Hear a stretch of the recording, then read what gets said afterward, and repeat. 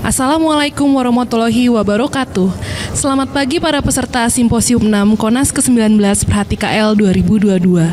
Saya, Feni, sebagai MC dan atas nama panitia, mengucapkan selamat datang di acara Simposium 6 Konas 19 Perhati KL 2002 dengan tema Safe Face. Untuk memandu sesi ini, kami undang moderator Profesor Dr. Abdul Qadir Punagi, spesialis telinga, hidung, tenggorok, bedah kepala leher, subspesialis renal konsultan.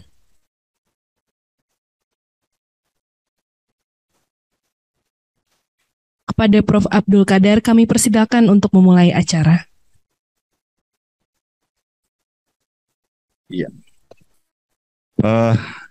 Saya berdiri sini aja ya. Assalamualaikum warahmatullahi wabarakatuh. Selamat pagi, salam sejahtera untuk kita semua. Pada kesempatan ini kita akan masuk ke acara yang mungkin sebagian besar peminat rinologi menanti ya. Speakernya di sini pakar semua ya. Kalau di Indonesia di Indonesia Timur dikatakan pakarena, berarti pemain ya. Jadi udah jelas apa saja mengenai trik-trik daripada operasi endoskopik di bidang rhinology ya, atau extend daripada itu nanti akan dibicarakan oleh pembicara kita ini ya. Saya lihat dulu acaranya ini nggak hafal. Ya. Yang pertama mungkin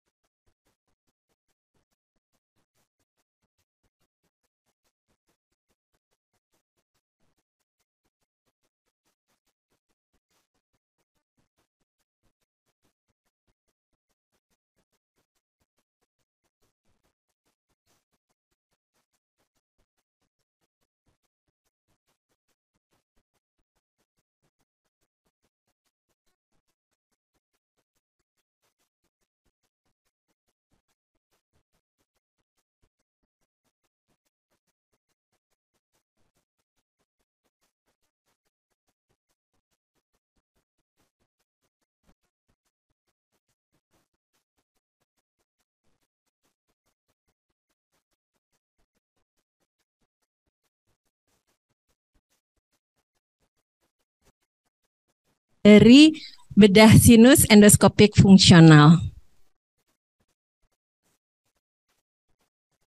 Ya, jadi bedah sinus endoskopik fungsional secara konsep adalah suatu teknik operasi yang ditujukan untuk mengatasi, utamanya adalah rhinosinusitis kronis. konsep ini diaplikasikan untuk mendapat outcome preserve dan restore, mempertahankan dan merestorasi.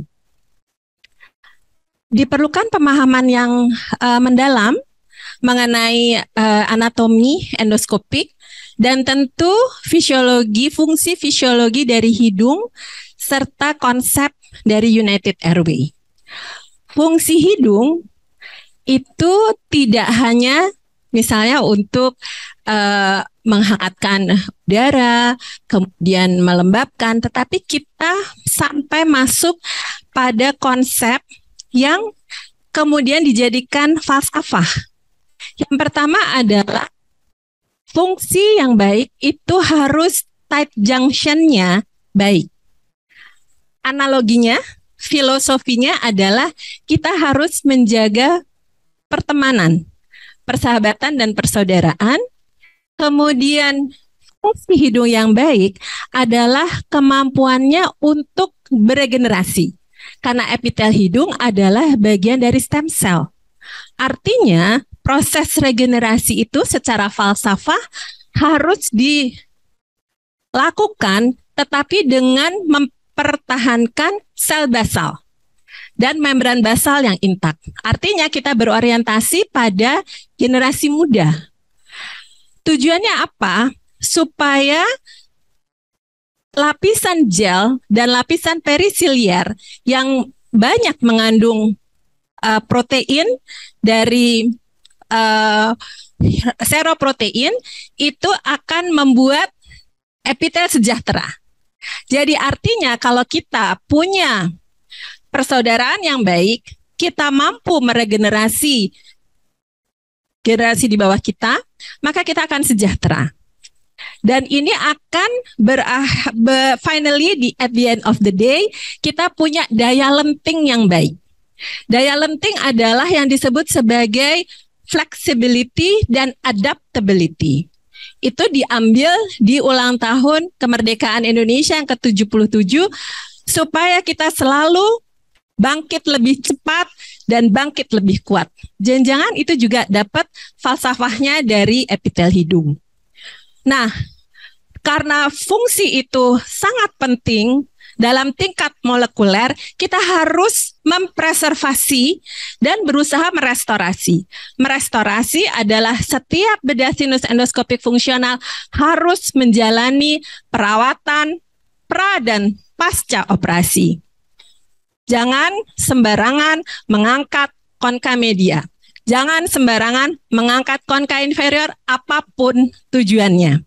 Dan itu kita memerlukan pelatihan.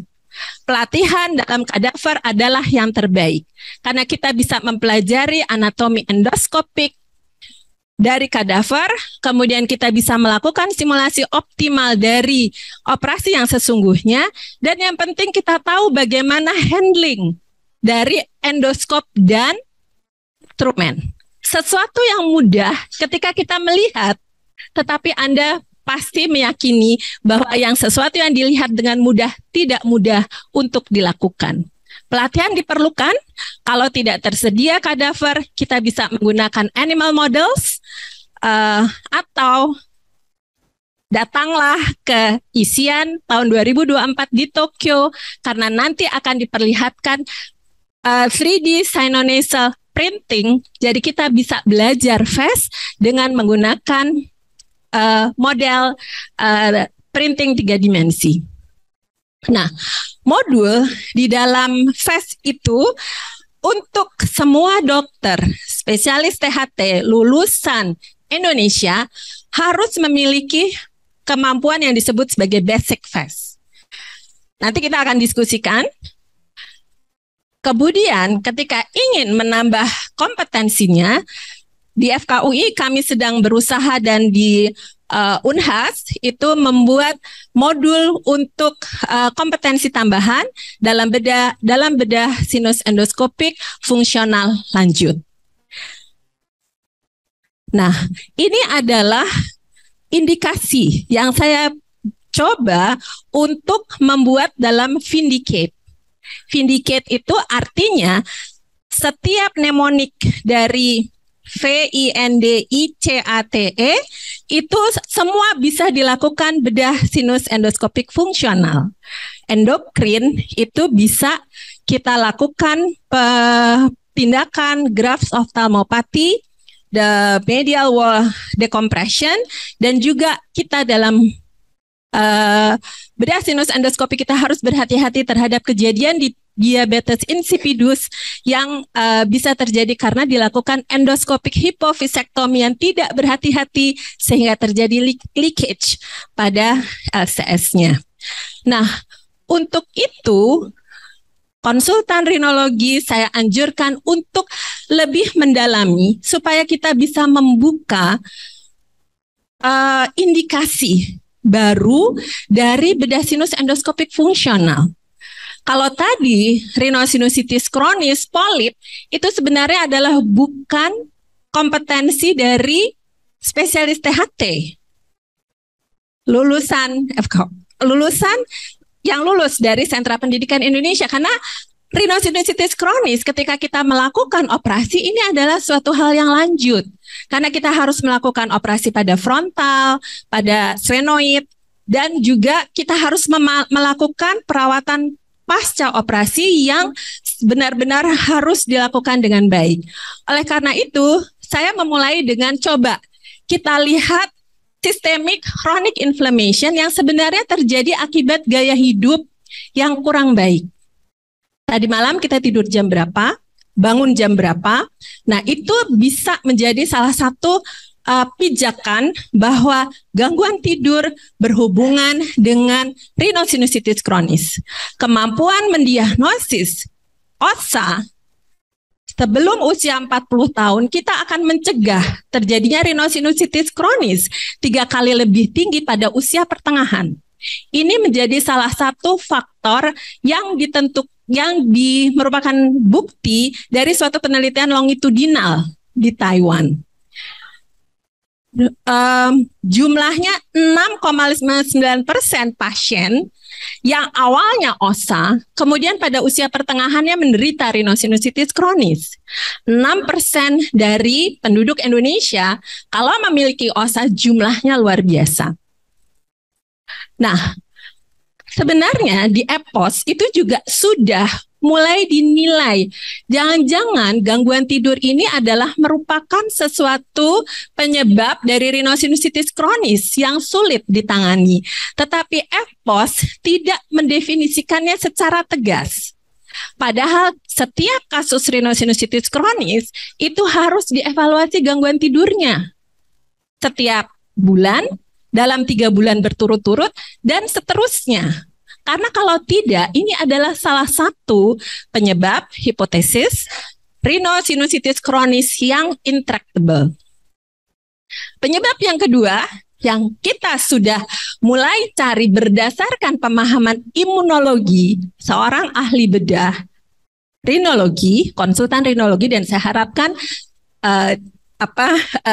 teman-teman yang berada di sentra pendidikan atau dimanapun untuk melakukan penelitian-penelitian melihat bagaimana fungsi dysbiosis mikrobioma hidung ternyata berperan di dalam proses kronisnya dan tidak beresolusinya rhinosinusitis kronis. Kita tahu bahwa dalam keadaan pandemi, pembelajaran dari pandemi, ternyata ada sistem imunitas intrinsik yang terkait dengan mikrobiota. Kami menemukan kasus anosmia akut maupun anosmia kronis pasca COVID-19, termasuk yang long COVID, penyebabnya adalah dysbiosis dari mikrobioma nasal. Analoginya, dysbiosis dari saluran cerna.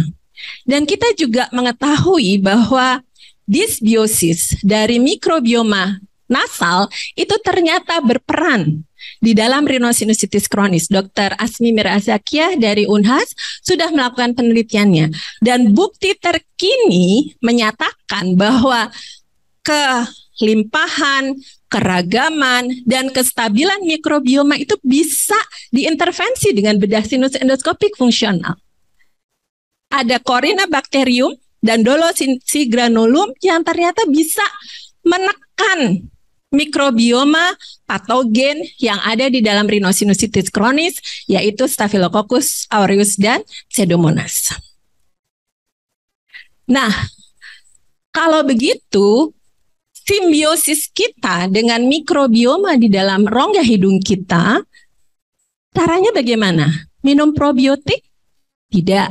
Ternyata higiene hidung adalah suatu treatment yang friendly untuk mempertahankan stabilitas dari mikrobioma.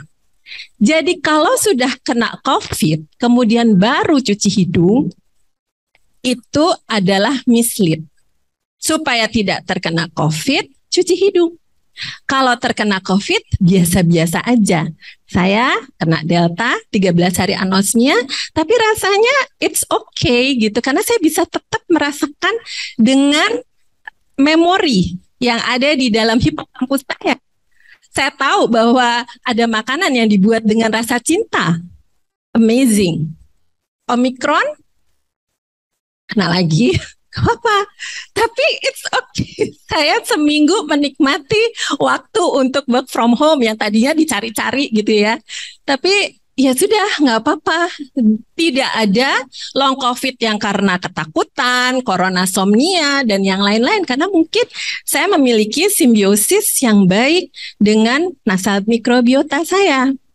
Caranya cuci hidung, dan kalau ada gejala, coba perbaiki siklus nasal. Dengan cara apa? Dengan cara nasal hydration. Jadi Anda sekalian, mari kita bawa pemahaman kita bersama, apa sih bedanya cuci hidung dengan volume besar dan cuci hidung dengan hidrasi, dengan spray, dengan mist. Ya. Untuk sementara ini yang kami dapatkan, tetapi saya ingin mengajak dan memicu Anda sekalian untuk bersama-sama melakukan penelitian ini. Banyak penelitian-penelitian yang dilakukan oleh dokter spesialis THT yang tidak bekerja di rumah sakit sentra pendidikan. Buat apa? Buat pengembangan diri. Karena memang kita mengembangkan diri bukan karena kita menjadi staf suatu sentra pendidikan. Take home message-nya adalah basic facts, sekali lagi adalah basic competence untuk ENT surgeon, dan jangan takut, minifest itu luar biasa sekali banyaknya indikasi. Jangan merasa bahwa saya harus punya sertifikat kompetensi tambahan supaya saya bisa melakukan FAST 4 kali dalam seminggu, 16 kali dalam sebulan. Karena kasus-kasus yang bisa dilakukan bedah sinus endoskopik fungsional itu banyak sekali. Dan sekali lagi harus diingat bahwa fungsional itu artinya adalah memelihara, mempertahankan, dan merestorasi. Pemahamannya bukan lagi di superficial, tetapi kita sudah sampai tingkat molekuler, tingkat proteomik, karena itulah hasil dari proses pengembangan diri. Dan saya juga mengajak teman-teman yang berada di sentra pendidikan, cobalah untuk mulai mempelajari imunologi secara umum. Terutama imunologi yang terkait dengan imunitas intrinsik dan imunitas alamiah, karena itulah representasi dari epitel hidung serta pertahanannya. Pertahanannya agar kita setiap saat bisa memiliki flexibility, adaptability terhadap setiap ancaman, tantangan, hambatan, dan gangguan yang terjadi setiap detik ketika kita bernafas. Karena hidung adalah organ proteksi utama untuk fungsi paru. Dan jangan lupa, bukan hanya paru, tetapi juga fungsi kardiorespirasi. Demikian dari saya. Kita selalu punya, kemarin saya ditanya sama Dr. Rus, kalau kita sign language-nya untuk rinologi apa?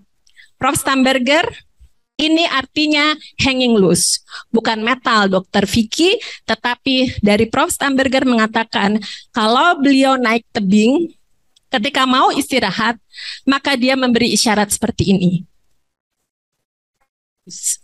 hanya bergantung pada seutas tali dan kepada yang di atas. Demikian, terima kasih. Assalamualaikum warahmatullahi wabarakatuh. Hanging loose.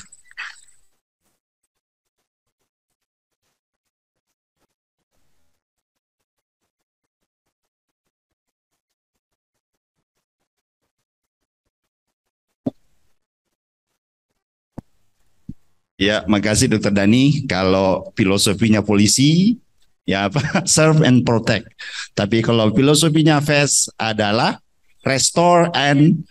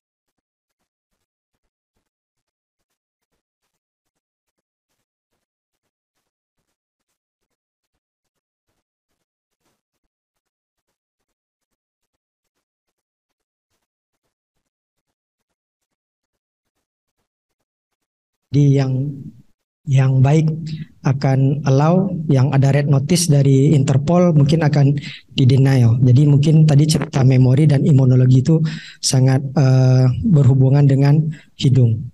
Jadi semua yang berhubungan dengan dunia luar pasti ada mekanisme bariernya. Mata dengan tear filmnya, hidung dengan mukosiliar transportnya, dan proses imunologi seni dalam, dan kulit yang begitu tebal, ada 5 lapis. Surgical object atau apa namanya, tujuan operasi tindakan FAST pada chronic sinusitis yang saya kumpulkan dari beberapa jurnal. Pertama adalah pemulihan patensi hidung, kemudian harus didasari tanpa banyak cedera yang kita buat, karena ujungnya adalah fungsional, jadi meminimalisir. Kita ambil mukosa yang bisa diperbaiki atau yang mukosa yang normal. Kemudian meningkatkan, niposopnya adalah meningkatkan hantaran dari obat-obatan yang intranasal, kemudian proses pencucian hidung juga. Kemudian meningkatkan kualitas hidup pasien dengan memperbaiki keluhan yang awalnya tersumbat atau gangguan penghidung. Kemudian membersihkan sel-sel inflamasi. Kemudian yang terakhir adalah memperbaiki mukosiliary pathway-nya. Dalam proses persiapan penyakit, tindakan operatif ini sangat tergantung per individu. Jadi kita harus benar-benar mengenal atau pasien kita. Jadi kadang sebelum preoperatif kita bisa memberikan untuk optimalisasi lapangan operasi, kita bisa memberikan kortikosteroid intranasal atau kortikosteroid sistemik, dan bahkan antibiotik sistemik kita berikan. Biasanya kalau di institusi kami kita berikan kortikosteroid sistemik dan kortikosteroid dan antibiotik sistemik 2-3 hari sebelum tindakan operatif. Kemudian yang disebutkan dari Dr. Dani sebelumnya, bagaimana dengan rhinosinusitis kronis yang membandel? Apakah ada keterkaitan dengan jamur atau biofilm yang disebutkan tadi yang berhubungan dengan dysbiosis dan probiotik tadi, Staphylococcus aureus yang paling banyak, atau Pseudomonas biofilm. Kemudian kita harus menghentikan obat-obatan yang bisa mengganggu proses perdarahan seperti warfarin. Kita hentikan 5 hari sebelum operasi. Kemudian aspirin, clopidogrel 7 hari sebelum operasi. Kemudian obat-obatan alternatif atau herbal seperti ginkgo biloba, ginseng, dan bawang putih. Kemudian jika diperlukan, kita perlu konsul ke kardiologis untuk jika pasien tadi tidak bisa di stop obatnya, atau dalam kasus-kasus yang agak ekstrim mungkin kita ajak kardiologisnya untuk ikut berperan serta di dalam tindakan operasi tersebut. Kemudian perlu tidak endovaskular kontrol, maksudnya kita konsul untuk ligasi atau embolisasi terhadap lesi sehingga tidak terjadi perdarahan yang berat durante operasi.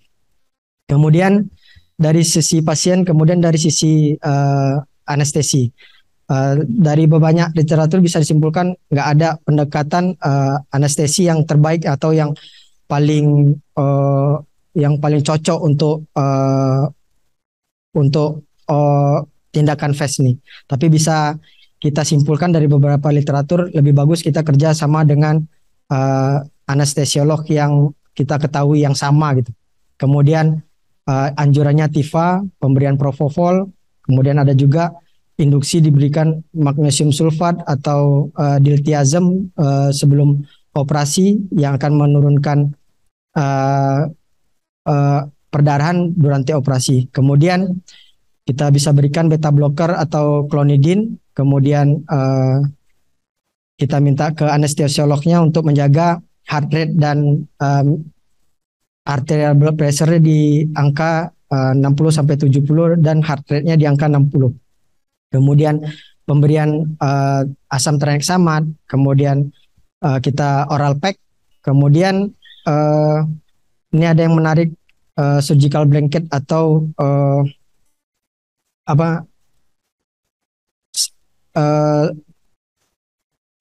untuk mencegah terjadinya hipotermi pada pasien, sehingga kalau pasien hipotermi pembuluh darah hidung akan terjadi vasodilatasi. Jadi kita jaga suhu tubuh pasien dengan kita berikan selimut yang hangat selama operasi. Kemudian persiapan sebelum operasinya, setelah dianestesi tadi kita angkat kepala pasien atau reverse Stenenberg dengan sekitar 15 derajat, pemberian dekongestan sebelum kita mulai tindakan, atau biasanya kita lakukan, kita beri dekongestan, kemudian sign in untuk tindakan operasi. Kemudian setelah selesai sign in, baru kita cabut tampon dekongestan tadi yang berisi bisa oksimetazolin, larutan adrenalin, atau campuran dari oksimetazolin dan silokain gel 1:1. Kemudian di daerah insisi kita bisa infiltrasi dengan larutan adrenalin 1/200.000, atau kita tambahkan beberapa tetes bupivacaine. Atau pada kasus-kasus yang terlalu berat, yang terlalu mungkin polipnya terlalu masif atau grade 3, mungkin kita bisa injeksi foramen palatina mayor di palatum durum. Kemudian kita cukur bulu hidung pasien agar tidak mengganggu proses keluar masuknya alat. Kemudian cek alat, yang paling penting di sini kita harus memastikan alat kita keberadaannya, kemudian kamera, light source, kemudian scope, kemudian zoom in, kemudian distance fokalnya, kemudian white balance, dan benar-benar optik itu benar-benar bersih. Kemudian jika kadang-kadang waktu selesai sebelum kita mulai operasi, kita memastikan alat kadang-kadang masih tetap juga tidak optimal atau masih blur. Jadi kondisi yang terbaik adalah kita mulai masukkan scope kita cari meatus media, dan kita proyeksikan scope kita di mana meatus media itu terlihat dengan jelas, tidak ada berkabut atau layar tampilan itu bersih. Kemudian kadang-kadang selama kita lakukan tindakan pandangan scope itu kabur. Jadi cara terbaik yang memudahkan adalah kita wash dengan warm saline, atau kita berikan dengan air hangat selama operasi. Jadi maksudnya selagi scope masih di dalam, kita siram scope, kita teteskan air dari ke lapangan operasi melalui scope. Jadi seperti kita siram scope dari luar, jadi seperti kita sekaligus membersihkan scope gitu, sekaligus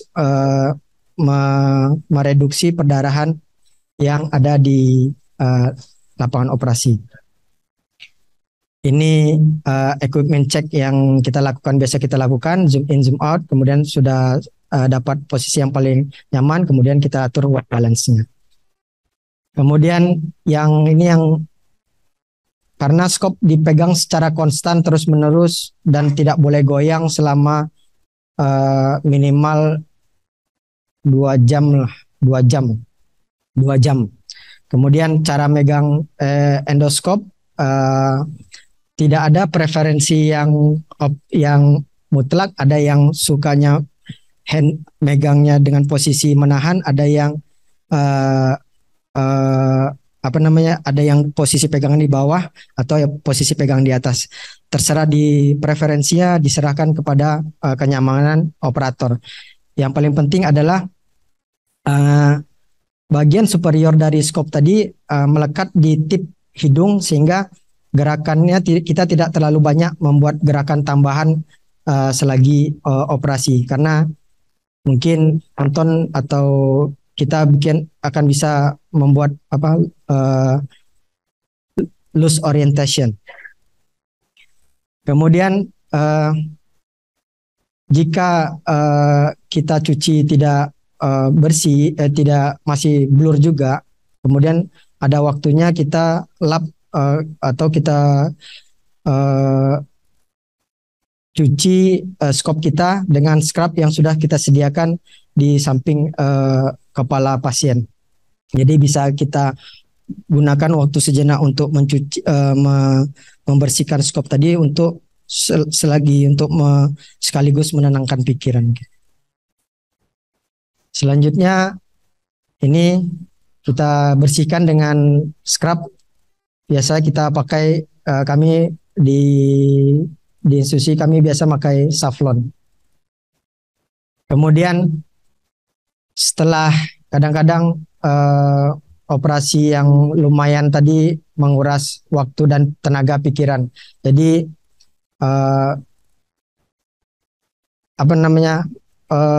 boleh kita gunakan berhenti sejenak untuk menenangkan pikiran.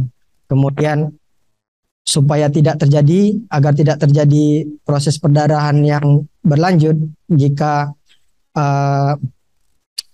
mensuction, jangan langsung ke jaringan. Jadi kalau bisa kita letakkan gauze atau kasa di tempat daerah kita suction, baru kita suction di atas kasa tersebut, sehingga tidak memberikan trauma baru pada mukosa.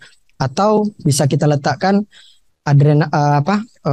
kasa yang kita campur dengan oxymetazoline tadi. Lagi 2 menit, Dok.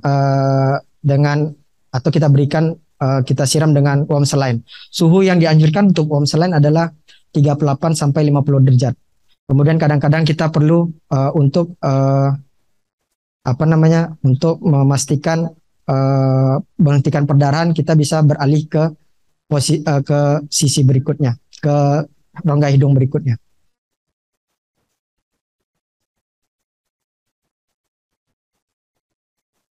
Jadi kadang-kadang kita lose orientasi tadi, kita berhenti sejenak, kita identifikasi landmark atau yang bagian-bagian yang rasa kita ingat, misalnya koana, konka media, konka inferior.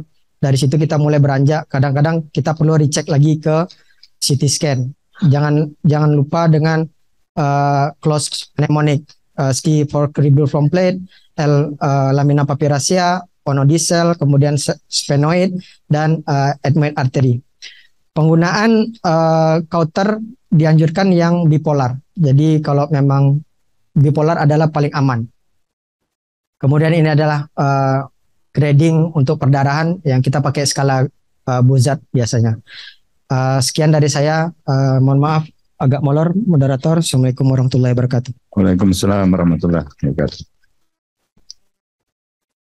Ya, makasih Dr. Wali. Yang ketiga, saya persilakan Dr. Ana Sari ya dengan How I Do It Step by Step Fast. 15 menit, Dok.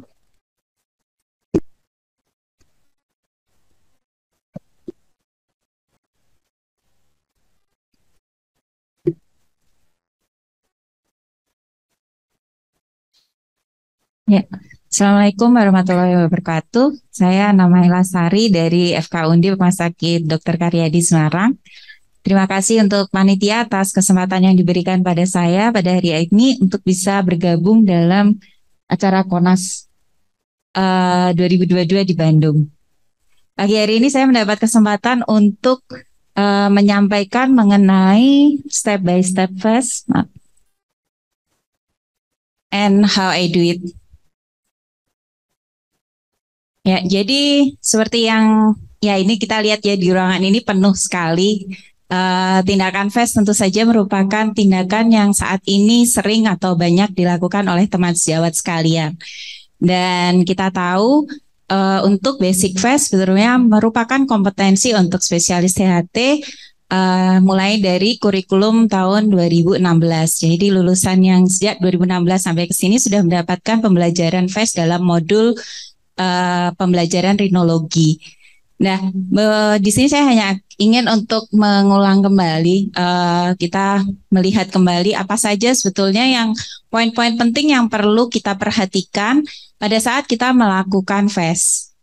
Yang pertama tentu saja kita perlu memperhatikan poin pasien, kemudian poin operator itu sendiri, kita sebagai dokter THT yang melakukan tindakan, kemudian instrumen dan ruangan yang tepat tentu itu akan memberikan hasil optimal, dan yang terakhir adalah supporting team. Di sini saya katakan supporting team karena kita tidak bisa bekerja sendiri dalam tindakan FAST ini, baik sejak mulai persiapan sampai nanti pasca operasinya kita membutuhkan bantuan atau pertemanan dengan teman-teman sejawat lainnya. Ya, yang pertama untuk persiapan pasien. Tadi sudah disampaikan oleh Dr. Dani dengan sangat jelas filosofi FAST. Jadi kenapa FAST itu harus dilakukan, kemudian apa saja indikasinya, sebetulnya pasien-pasien yang seperti apa, itu yang memerlukan FAST. Kita tahu tidak semua pasien rhinosinusitis kronik harus dilakukan FAST, sehingga kita harus menentukan indikasi bahwa pasien ini memang perlu untuk dilakukan tindakan FAST. Beberapa yang saya highlight adalah pasien dengan rhinosinusitis kronik yang tidak membaik dengan optimal atau appropriate medical treatment, di mana kita tahu pada EPOS 2020 disampaikan terapinya itu adalah appropriate. Jadi kalau terapi general untuk rhinosinusitis kronik adalah cuci hidung dan nasal steroid.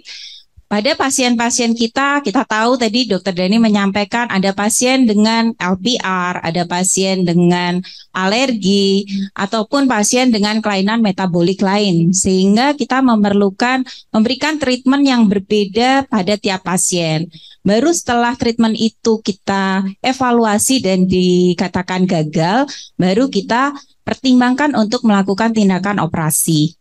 Yang kedua adalah untuk mini FAST, terutama ya biasanya pada pasien kasus infeksi gigi atau odontogenik. Kemudian pada fungus bol itu merupakan indikasi, dan pasien-pasien dengan tumor sinonasal, di mana rhinosinusitis kronik menjadi akibat sekunder dari tumor sinonasal. Yang berikutnya sebagai persiapan apabila kita memang sudah mengindikasikan pasien untuk FAST, kita perlu melakukan pemeriksaan CT scan. Kita tahu sinus paranasal itu terdiri dari tulang, struktur tulang. Jadi sebetulnya pada CT scan ini yang akan kita evaluasi adalah struktur tulangnya, sehingga kita memerlukan CT scan dengan bone window setting. Selain kita melihat struktur tulang, variasi anatomi, kemudian luasnya penyakit, dan juga kita melihat jaringan sekitar di mana apakah kita melihat ada keterlibatan atau tidak dari jaringan di sekitar sinus paranasal, kita bisa memproyeksikan tingkat kesulitan tindakan yang akan kita lakukan, sehingga kita bisa mengetahui sendiri apakah ini bisa kita lakukan, kira-kira berapa lama tindakannya, atau harus kita lakukan rujukan. Untuk persiapan yang berikutnya adalah perioperative medical treatment. Tadi sudah disampaikan oleh Dr. Doli dengan sangat jelas. Perioperatif ini meliputi terapi medikamentosa preoperatif, durante operatif, dan pasca operasi sebetulnya. Jadi sebelum, saat, dan sesudah operasi. Karena kita tahu pasien-pasien pasca FAST itu membutuhkan debridement pasca operasi, dan itu salah satu poin penting. Kita melakukan operasi dengan baik, excellent seperti itu, tapi kita tidak melakukan debridement, dan itu akan memberikan hasil yang kurang optimal. Kemudian untuk surgeon sendiri atau kita sebagai operator, apa saja yang harus kita persiapkan? Yang pertama, persiapan untuk mengetahui struktur anatomi tadi dengan membaca CT scan, melakukan evaluasi, kita bandingkan antara normal dan tidak normal, bagaimana variasi anatomi yang ada. Kemudian kita bisa melihat melalui atlas atau buku-buku textbook, atau kembali melihat modul yang sudah pernah diberikan, step by step FAST itu seperti apa.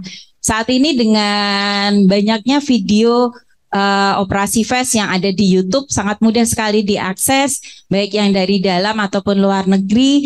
Itu banyak sekali teknik-teknik operasi yang bisa kita adopt dan nanti disesuaikan pada masing-masing person untuk melakukan tindakannya. Nah, yang terakhir adalah sebagai surgeon kita tentu membutuhkan learning curve atau bagaimana sih kita step-step kita untuk melakukan tindakan sehingga memberikan hasil yang optimal.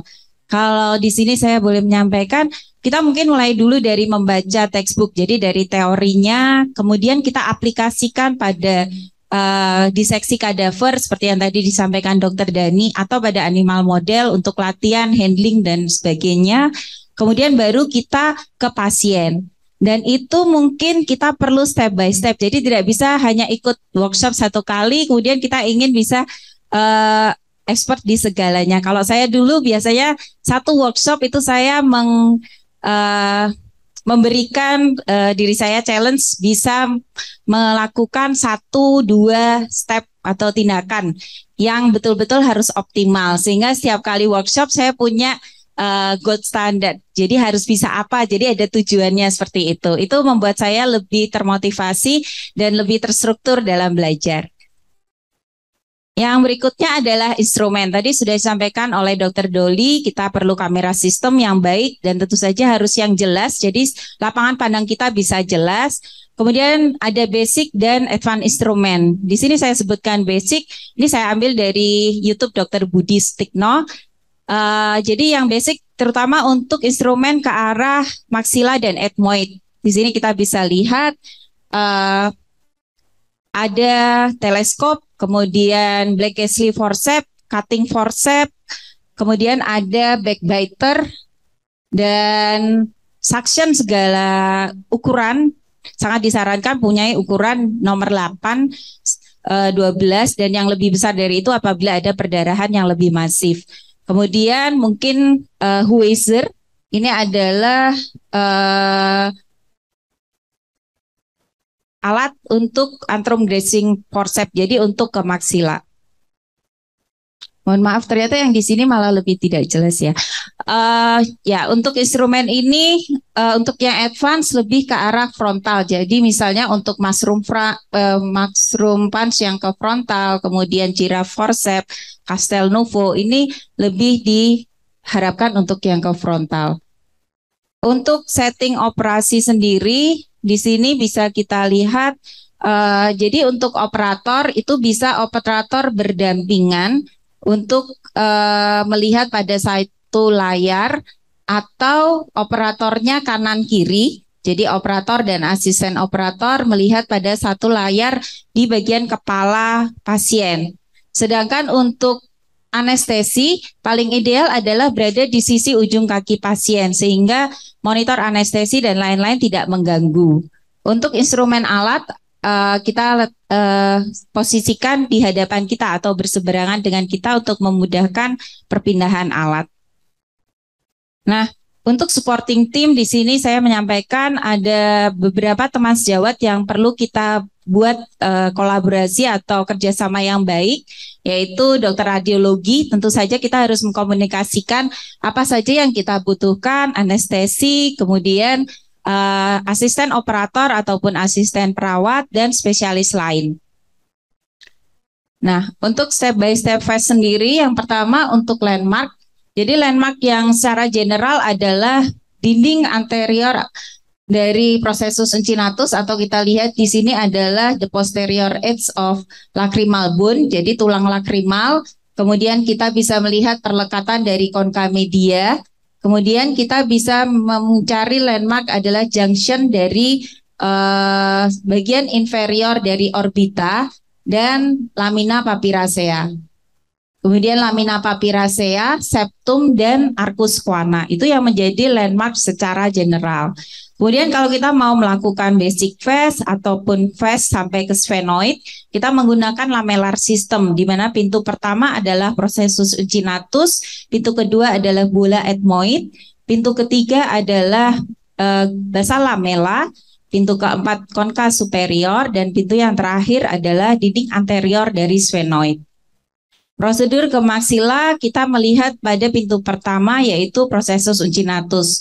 Lokasi osteomix maksila biasanya berada di sepertiga inferior dari processus incinatus sehingga kita perlu memposisikan backbiter kita pada gambar yang tampak ini. Ini adalah instrumen yang diperlukan.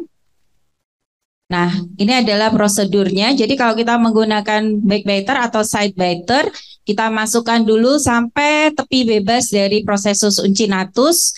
Kemudian kita mungkin bisa meregangkan sedikit prosesus uncinatus sehingga lebih mudah untuk melakukan cutting. Kita cut 2-3 kali sampai di os lakrimal. Sehingga kita bisa melihat osteomaxilla, kemudian kita lebarkan ke posterior, ke arah fontanel posterior, sehingga kita bisa memberikan akses yang cukup luas. Baru setelah itu kita membersihkan bagian superior dari prosesus uncinatus. Kalau dulu kita ada juga teknik yang menggunakan sickle knife atau freer seperti ini. Mungkin bisa dilakukan pada beberapa kasus, tapi sekarang lebih dianjurkan menggunakan backbiter karena kalau tindakan yang klasik seperti ini kadang-kadang menimbulkan cedera ke arah lamina papiracea. Pada prinsipnya sama, kita akan melepas prosesus uncinatus keseluruhan dan meninggalkan sedikit di bagian superior nanti sebagai penanda untuk ke arah frontal. Kemudian untuk ethmoidektomi, di sini kita melihat ethmoid anterior itu adalah bula ethmoid, dan kalau kita mau ke ethmoid posterior kita harus menembus basa lamella.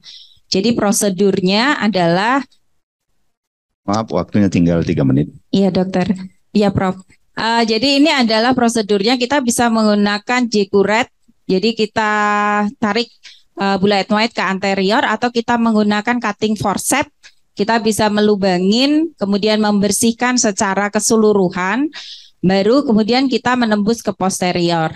Atau apabila pasien ini pasien polip, kita membutuhkan material untuk histopatologi, kita bisa menggunakan Berkesley untuk mengambil mukosa polipnya. Kemudian kita bersihkan bula ethmoid, kita lihat lamella basalis, dan kita tembus lamella basalis di sisi medial inferior.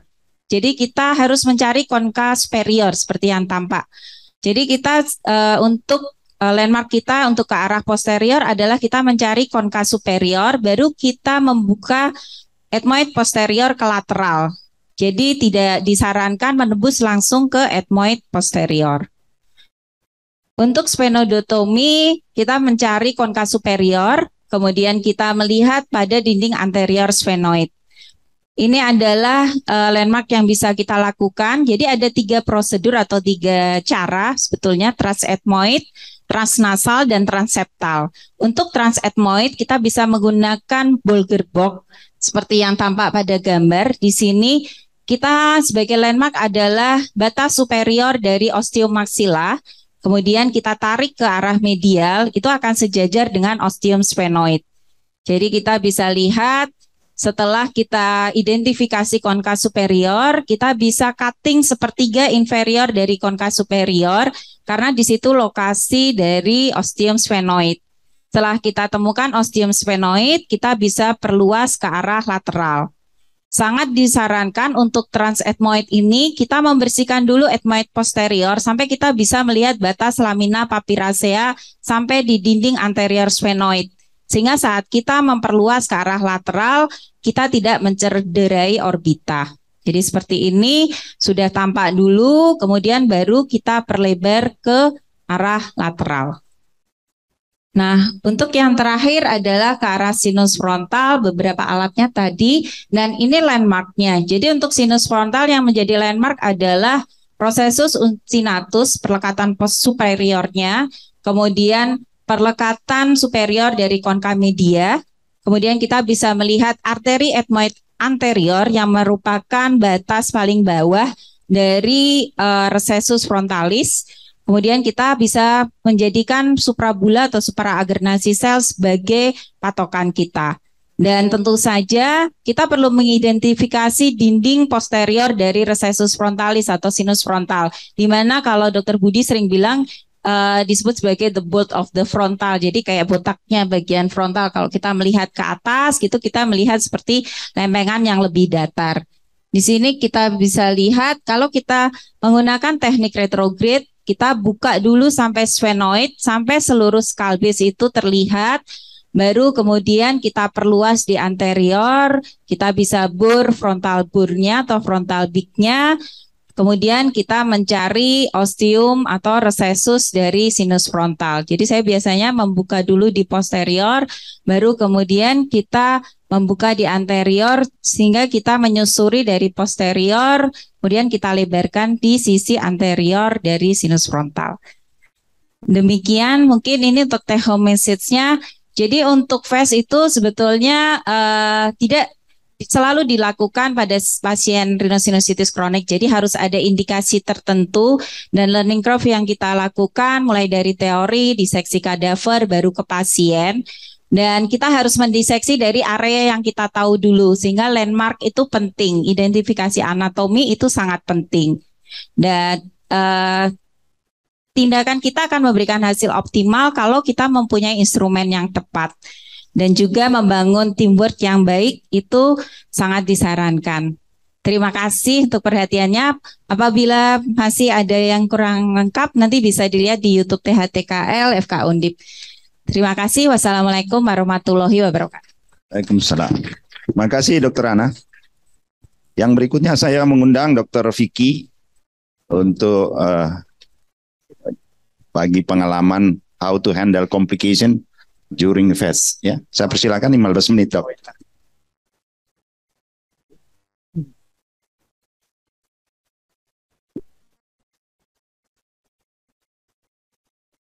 Assalamualaikum warahmatullahi wabarakatuh.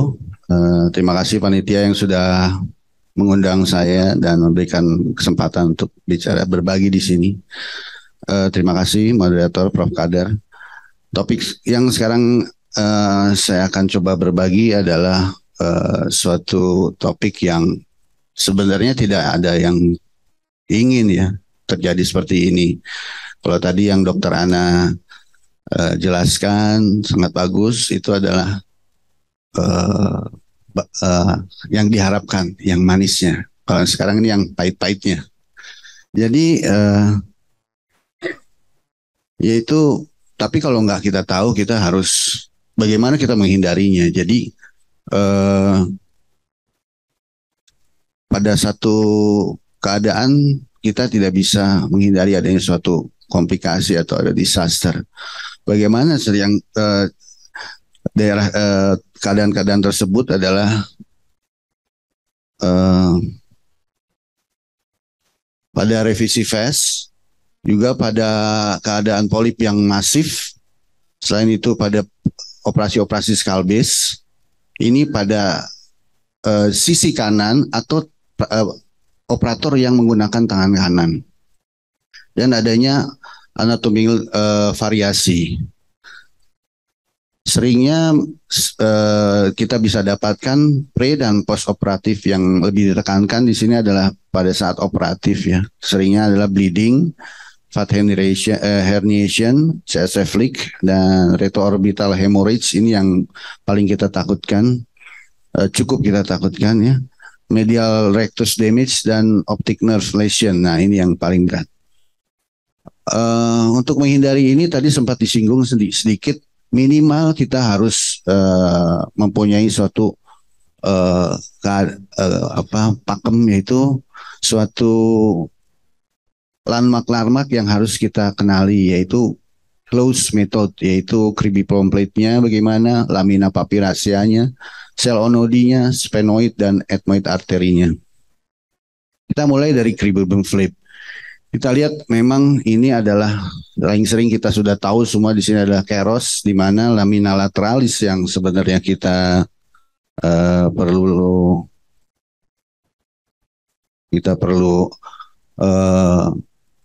perhatikan daerah yang lebih tipis di antara atap dari ethmoid. Keadaan selain itu apa aja sih yang bisa mengakibatkan terjadinya injury sehingga terjadi LCS leakage pada saat pada daerah cribriform plate ini adalah satu, perlekatan proses susinatus yang ke arah skull base. Ini yang di tengah ya, kemudian pointernya agak yang di tengah. Itu jadi kalau kita patahkan, lamina lateralis ini bisa ikut patah sehingga terjadi injury pada dura atau LCS, terjadi LCS leakage. Selain itu adalah perlekatan dari congca media. Perlekatan congca media yang ke superior itu hampir selalu terjadi berlekatan pada skull base.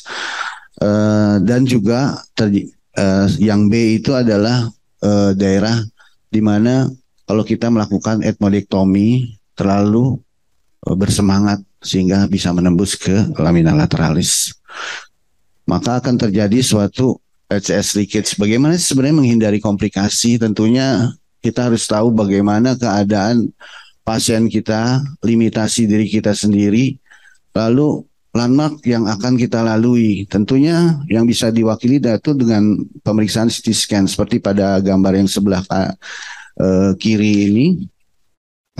Kita lihat polipnya sudah menutup semua atau suatu perselubungan yang sudah menutup. Kita lihat daerah lamina papirosa bagian superiornya itu sudah terjadi defek. Jadi kalau kita masuk memang sudah bisa mengakibatkan cedera atau mengakibatkan walaupun sebenarnya kerosnya tidak keros yang tipe 3. Yang gambar yang sebelah kanan tentunya lebih berat lagi. Kita nggak tahu landmark yang mana yang kita akan masukkan.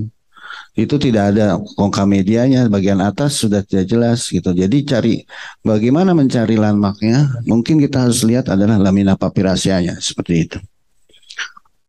Jadi LCS leakage itu bisa terjadi dengan injury pada cribriform yang sering ada pada keros 3 dan tadi medialisasi pada congca media, dan bagaimana menghindarinya kita harus tetap melihat adanya kontinuitas dari skull base itu. LCS leakage itu selain dari keros sebenarnya bisa juga terdapat adanya injury pada sphenoid. Jadi ini berhubungannya bukan pada lebus frontal tapi lebus temporal. Ini biasa pada lateral di mana sphenoidnya yang meluas ke lateral. Kita salah mendiagnosis ini mungkin ethmoid posterior sehingga terjadi injury pada temporal lobe. LCS leakage ini kalau berlangsung lama akan terjadi suatu pilihannya meningitis atau terjadi pneumoencepal seperti gambar yang di bawah itu, di mana pneumoencepal itu sebenarnya jarang terjadi pada saat VES ya. Berikut juga tentu dengan adanya LCS leakage kita harus langsung tambah. Tapi jika sudah terjadi suatu LCS leakage, kita harus melakukan rekonstruksi, dan jika dengan pneumoencepal kita harus lakukan penutupan dengan tulang karena benar-benar harus tertutup sehingga tidak ada koneksi udara antara hidung dengan brain tersebut. Yang kedua kita mulai adalah lamina papiracea yang kita bicarakan ini. Tentunya ini adalah batas lateral dari ethmoid anterior dan ethmoid posterior yang berhubungan dengan orbita. Jadi inilah dinding medial dari orbita, di mana daerah-daerah apa aja yang mesti kita pikirkan, yaitu adanya ductus nasolacrimal yang berdekatan dengan ethmoid, dan dia juga agernasi, di mana agernasi itu adalah suatu sel ethmoid anterior. Ductus nasolacrimal itu berada di depan dari, tadi sudah dijelaskan Dr. Ana, di depan dari ostium sinus maxilla. Jadi kalau kita sudah mendapat ostium maxilla, kita tidak perlu melebarkan ke depan, kita akan berhadapan dengan ductus nasolacrimal. Tadi sudah dijelaskan juga bahwa apa yang terjadi injury pada lamina ini. Pertama, kalau kita melihat adanya defleksi dari proses sinatus yang terlalu ke lateral hingga mengakibatkan terjadinya suatu isolated sinusitis maxilla di sini. Kalau kita pakai prosedur tadi yang dengan puncture dengan respa tadi, dia akan menembus ke lamina papiracea dan masuk ke dalam orbita. Dan keadaan apa yang mengakibatkan bisa kita harus aware adalah jika terjadi adanya suatu kongka media yang paradoks. Dia akan menekan lamina papiracea lebih ke lateral sehingga lebih sulit untuk diidentifikasi. Ekstraokular sehingga bisa terjadi suatu kalau masuk ke dalam mata terjadi muscle injury. Paling sering tuh pada daerah kanan. Kenapa? Karena kalau daerah kanan, kalau daerah kiri kita memegang skop di kiri, angle itu selalu lebih ke arah kanan. Kalau kita pegang ke kanan, angle itu kita harus lebih ke kiri kan gitu. Jadi angle-nya akan lebih sulit, sering terjadi pada sisi sebelah kanan. Yang bisa terjadi diplopia dan strabismus ini pasca operasinya. Jadi tapi kalau yang harus diingat harus membedakan antara fat dengan ini polip atau bukan fat. Karena dengan fat yang terlalu cambil atau kita mengakibatkan suatu gangguan perdarahan di dalam situ bisa mengakibatkan gangguan penglihatan. Untuk menghindarinya tetap kita harus lihat lamina papiracea seperti apa batasnya. Ini adalah dari CT scan di mana apakah sudah seintak atau belum. Kalau memang masih intak kita ikuti lamina papiraceanya. Tapi kalau memang dari CT scan yang ini sudah ada injury atau sudah ada defek ke dalam orbita, nah itu akan lebih mengakibatkan resiko terjadi herniasi atau muscle trap dari orbita. Seringnya apa yang sering terjadi pada daerah pembukaan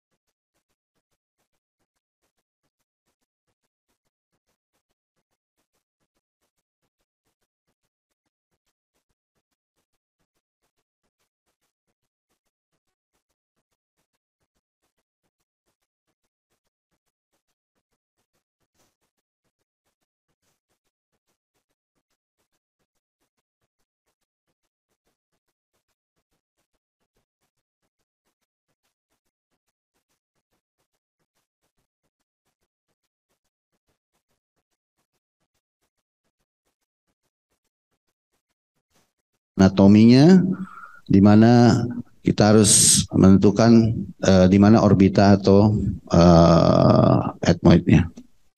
Ketiga adalah onodi. Kita udah tahu onodi berhubungan dengan sphenoid. Ia adalah sel superlateral dari sphenoid, sehingga dia perlekatannya bisa berhubungan dengan opticocarotid recess. Kita lihat di sini sinus sphenoidnya di bawah, sedangkan onodinya ini di atas. Kita bisa misleading apakah ini ethmoid posterior atau sphenoid. Nah, kita buka, kita lihat adalah optikusnya berada di dalam onodi selnya. Sehingga kalau kita puncture, kita bisa mengakibatkan injury pada nervus ethicus yang mengakibatkan kebutaan. Selain itu di bawah dari opticocarotid recess agak adanya suatu internal carotid artery. Jadi makin ke belakang itu makin berisiko, begitu juga makin ke atas itu akan makin berisiko. Standar sphenoid kita berhubungan, kita lihat yang perlu kita pikirkan, dan juga ini adalah sudah masuk landmark sphenoid atau bukan, adalah opticocarotid recess. Jadi suatu dimple atau cekung di bawah situ yang memisahkan bagian superior itu adalah optikus dan bagian inferior itu adalah internal carotid artery. Jadi ini adalah landmark untuk sphenoid sehingga daerah-daerah tersebut bisa aman untuk kita eksplor. Selain itu yang penting adalah makin ke posterior, lemak orbita itu makin tipis. dan dia berhubungan dengan kanalis optikus. Jadi kalau kita buka ke arah lateral misalnya di ethmoid posterior dibanding dengan ethmoid anterior, lebih riskan membuka ethmoid posterior ke bagian lateral karena sudah berdekatan dengan nervus opticus yang masuk ke dalam orbita. Ya, kalau tadi dijelaskan kalau terjadi perdarahan di internal carotid artery, coba untuk tenang. Sebenarnya sudah susah sekali. Karena ini seperti keran mengocor aja ya. Tapi kalau nggak tenang ya kita nggak bisa melakukan apa-apa. Gunakan suction yang besar. Kita lakukan penamponan dengan otot. Itu salah satunya. Karena kalau untuk melakukan ligasi dengan cara warm up bagus, tapi mungkin nggak semua orang bisa. Saya pun juga sulit gitu ya melakukannya.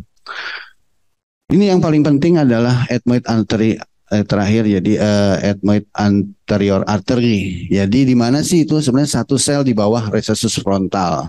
Jadi kita lihat di gambar yang paling tengah ini, kita lihat frontalnya bagian atas. Nah, itu di bawahnya itu adalah ethmoid artery. Apakah ethmoid anterior artery ini akan mengakibatkan kebutaan semuanya? Enggak. Jadi kalau misalnya dia kita cut di bagian lateral, dia akan masuk ke dalam perdarahan itu, masuk ke dalam orbita sehingga dia terus mengalir. Maaf, lagi 2 menit. Jadi jika terjadi, apa yang harus kita kerjakan pada saat operasi? Kita lakukan lateral kantotomi dan dekompresi dari lamina papiracea. Lalu kita masas dan berikan dexamethasone yang dosis tinggi. Lalu kita lakukan bagaimana lateral kantotomi ini, dari lateral kantus kita iris, lalu kita dapatkan ligamennya yang inferior kita potong. Jadi, konklusinya adalah kita harus memberikan anatomi seperti tadi, tim support harus kita lakukan operasi yang kita bisa lakukan, yang kita convert.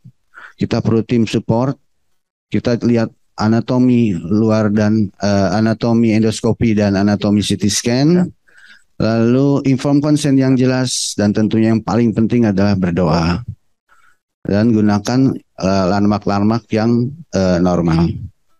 Terima kasih. Terima kasih Dr. Vicky. Iya, mungkin ada barcode yang akan ditampilkan oleh, silakan sambil kita melihat waktu karena hari ini adalah hari Jumat. Mungkin kita strict terhadap waktu ya karena sudah menjelang 10.15 dan masih ada acara berikutnya. Mungkin diskusi yang sangat menarik sebenarnya. Saya sendiri sudah minta ke panitia bisa ditambah extend waktu, tapi katanya kita strict karena hari Jumat ya. Jadi nanti kalau ada diskusi yang mau ditanyakan, kalau Dr. Ana sudah buka tadi, boleh langsung melalui ini. Kalau Dr. Dani juga mungkin kalau ada kontak personnya bisa ya, atau di luar sambil ngomong-ngomong bisa lebih personal untuk ditanyakan karena ini sangat menarik. Karena kita tahu bahwa untuk SP1 teman sejawat itu sudah bisa melakukan minifest ya. Jadi itu kompetensi basicnya. Jadi perlu juga kita pahami bagaimana basic fest dan filosofi tadi ya. Jadi kita preserve and restore. Jadi memang itu jadi seperti logonya polisi ya. Ya. Jadi memang harus diingat ya. Tadi juga sudah banyak ya dikemukakan. Dan terakhir Dr. Vicky sudah memberikan tips-tips bagaimana sih kalau ada komplikasi dan juga sebenarnya menghindari komplikasi sudah diberitahu oleh Dr. Ana dan Dr. Doli. Saya kira terima kasih atas perhatiannya. Cukup sekian. Assalamualaikum warahmatullahi wabarakatuh. Nasalin mengandung 100% air laut murni dan alami dari Laut Britania Prancis yang kaya akan mikronutrien untuk mencegah infeksi saluran pernafasan. Nasalin steril, isotonis, bebas pengawet, dan zat tambahan apapun sehingga tidak mengiritasi dan aman digunakan untuk semua usia. Nasalin dilengkapi dengan sistem microdiffusion spray sehingga menjamin ukuran partikel spray yang kecil dan menjangkau seluruh mukosa hidung tanpa menimbulkan rasa kaget. Nasalin dilengkapi dengan sistem anti-backflow valve yang mencegah aliran balik ke dalam kemasan sehingga isi akan tetap terjaga steril. Nasalin dikemas dalam botol dengan volume terbesar di kelasnya, yaitu 100 ml, yang bisa digunakan dari bayi sampai lansia dengan harga ekonomis. Dosis anjuran Nasalin adalah 1-4 kali semprotan per hari tergantung kebutuhan, dan dapat digunakan setiap hari untuk jangka panjang sekalipun.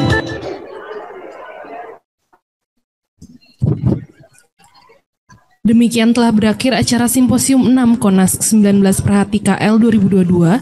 Terima kasih kepada seluruh moderator dan pembicara yang telah menghadiri Simposium ke-6 Konas ke-19 Perhati KL 2022. Terima kasih.